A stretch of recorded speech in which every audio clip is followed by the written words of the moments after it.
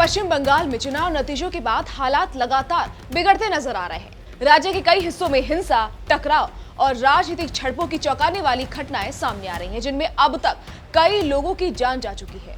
अभी हालिया जानकारी में अलग अलग जगहों पर 3 और लोगों की मौत हो गई है। इनमें 2 भाजपा कार्यकर्ता और एक तृणमूल कांग्रेस कार्यकर्ता शामिल हैं। इन मौतों के बाद पूरे राज्य में तनाव और बढ़ गया है। सबसे पहले बात करते हैं न्यू टाउन इलाके की, जहां भाजपा कार्यकर्ता मधु मंडल की मौत हो गई। बताया जा रहा है कि यह घटना उस वक्त हुई जब इलाके में भाजपा की जीत के बाद विजय जुलूस निकाला जा रहा था। इसी दौरान कुछ लोगों के बीच बहस हो गई, जो बाद में हिंसक झड़प में बदल गई। आरोप है कि मधु मंडल पर तृणमूल कांग्रेस समर्थकों ने हमला किया, जिसके बाद उन्हें गंभीर हालत में अस्पताल ले जाया गया, लेकिन डॉक्टरों ने उन्हें मृत घोषित कर दिया। इस घटना के बाद इलाके में तनाव फैल गया और भाजपा समर्थकों ने विरोध में सड़कों पर उतरकर प्रदर्शन किया। कुछ जगहों पर टीएमसी कार्यकर्ताओं के घरों पर हमले और सड़क जाम की खबरें भी सामने आई। स्थिति को काबू में करने के लिए प्रशासन को केंद्रीय बलों की तैनाती करनी पड़ी। अब चलते हैं दूसरी बड़ी घटना की ओर, जो बीरभूम जिले के नानूर इलाके से सामने आई है। यहाँ टीएमसी कार्यकर्ता अबीर शेख की हत्या कर दी गई।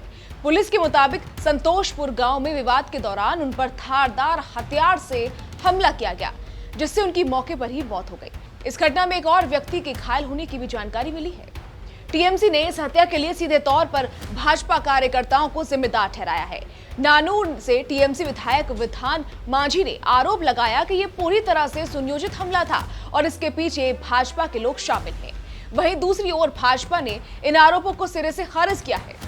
भाजपा नेता श्यामापद मंडल ने कहा कि इस मामले की निष्पक्ष जांच होनी चाहिए और सच सामने आना जरूरी है। इसके अलावा हावड़ा जिले के उदय नारायणपुर इलाके से भी एक और मौत की खबर सामने आई है।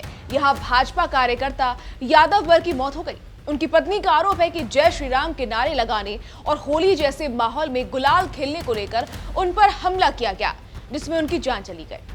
यानी एक ही दिन में राज्य के अलग अलग हिस्सों से 3 बड़ी मौतों की खबरें सामने आ चुकी हैं, जिसने पूरे पश्चिम बंगाल की राजनीति को हिलाकर रख दिया। अब बात करें राज्य के बाकी हिस्सों की, तो हिंसा सिर्फ इन घटनाओं तक सीमित नहीं रही। कोलकाता के टालीगंज इलाके में पूर्व मंत्री अरूप विश्वास के चुनाव कार्यालय में भीड़ द्वारा तोड़फोड़ की गई। वहीं कस्बा इलाके के रूबी क्रॉसिंग पर एक टीएमसी पार्षद के दफ्तर पर भी हमला हुआ। इसके अलावा हावड़ा, उत्तर 24 परगना और मुर्शिदाबाद जैसे जिलों से भी पार्टी कार्यालयों में आगजनी और तोड़फोड़ की घटनाओं की खबरें सामने आई। हालांकि इनकी आधिकारिक पुष्टि अभी पूरी तरह से नहीं हुई। इस पूरे मामले पर तृणमूल कांग्रेस ने भाजपा पर गंभीर आरोप लगाए हैं। टीएमसी का कहना है कि राज्य में सुनियोजित तरीके से हिंसा फैलाई जा रही है, ताकि राजनीतिक माहौल खराब किया जा सके। वहीं भाजपा का कहना है कि इन घटनाओं को बढ़ा चढ़ाकर पेश किया जा रहा है और ये टीएमसी के अंदरूनी गुटों की लड़ाई का नतीजा हो सकता है। इन सभी घटनाओं के बीच भारत निर्वाचन आयोग ने भी सख्त रुख अपनाया है। आयोग ने घटनाओं पर गंभीर चिंता जताते हुए मुख्य चुनाव अधिकारी से विस्तृत रिपोर्ट तलब की है। इसके साथ ही आयोग ने साफ कहा कि किसी भी तरह की हिंसा, तोड़फोड़ या कानून व्यवस्था को बिगाड़ने की कोशिश को बर्दाश्त नहीं किया जाएगा और दोषियों के खिलाफ सख्त कार्रवाई की जाएगी। इसी बीच चुनाव आयोग की ओर से भी इस पूरे मामले पर सख्त रुख अपनाया गया।